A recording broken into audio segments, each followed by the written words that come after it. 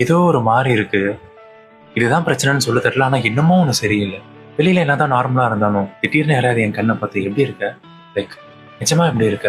அப்படின்னு கேட்டா, என்ன சொல்றதுன்னு தெரியாம அவங்கள கட்டி புடிச்சு ஒரு 1/2 மணி நேரம் அழுதான்னு அழுதுருவேன். 20ஸ்னா பயங்கர ஜாலியா, எனர்ஜெட்டிக்கா நெறைய புது பீப்பிள மீட் பண்ணி, ஃப்ரீடமா இருக்கும்னு நெனச்சேன். அதெல்லாம் இருந்துச்சு தான். லைஃப்ல கண்டிப்பா ஏதாவது பண்ணிடுவேன்ற தைரியமும், மோட்டிவேஷன்லாம் கூட இருந்துச்சு. ஆனா இப்போ, விட்டா போதும்னு நாள் ஃபுல்லா தூங்கிட்டே இருக்கணும்னு தான் தோணுது. எப்பவுமே ஏதோ ஒரு மாரி டயர்டா ஒரு சின்ன டாஸ்க் செய்ய கூட மோட்டிவேஷன் இல்லாம இருக்கேன். அண்ட் சோஷியலைஸ்ன்ற பேச்சுக்குலாம் இடமே இல்ல. மிச்சம் இருக்கிற 2 ஃப்ரெண்ட்ஸுக்கு அப்பப்போ ரீல்ஸ் அனுப்பி காப்பாத்திக்கிட்டா போதுன்ற அளவுக்கு தான் எனர்ஜியே இருக்கு. சம்டைம்ஸ் சுத்தி பார்த்தா தோணும், எல்லார் லைஃப்பும் ரொம்ப பெர்ஃபெக்ட்டா இருக்கு. நாம மட்டும் தான் க்ளூலெஸ்ஸா ரொம்ப பின்னாடி இருக்கோம்னு தோணும். ஆனா நிஜமா அது உண்மை இல்ல. எல்லாருமே ஏதோ ஒரு விஷயத்துல சஃபர் ஆயிட்டு தான் இருக்காங்க. ஸோ நல்ல விஷயம் என்னன்னா we are not alone in this. But கெட்ட விஷயம் என்னன்னா, நம்ம ஒட்டுமொத்த ஜென்ரேஷனுக்குமே ஏதோ ஒரு பிரச்சனை இருக்கு. ஸோ ஹே லிசன், சில நாளோ, வாரமோ, மாசமோ எல்லாருக்கும் எப்போதுமே என்னோட பெஸ்ட்டை கொடுக்க முடியலனா பரவாயில்ல, it's okay. Because we all are tired and lost in some way. எங்கேயோ யாரோ இதை சொல்லி கேட்டிருக்கேன்.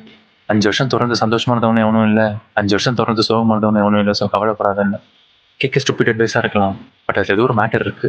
ஸோ சூனர் ஆர் லேட்டர் நம்ம எல்லாரோட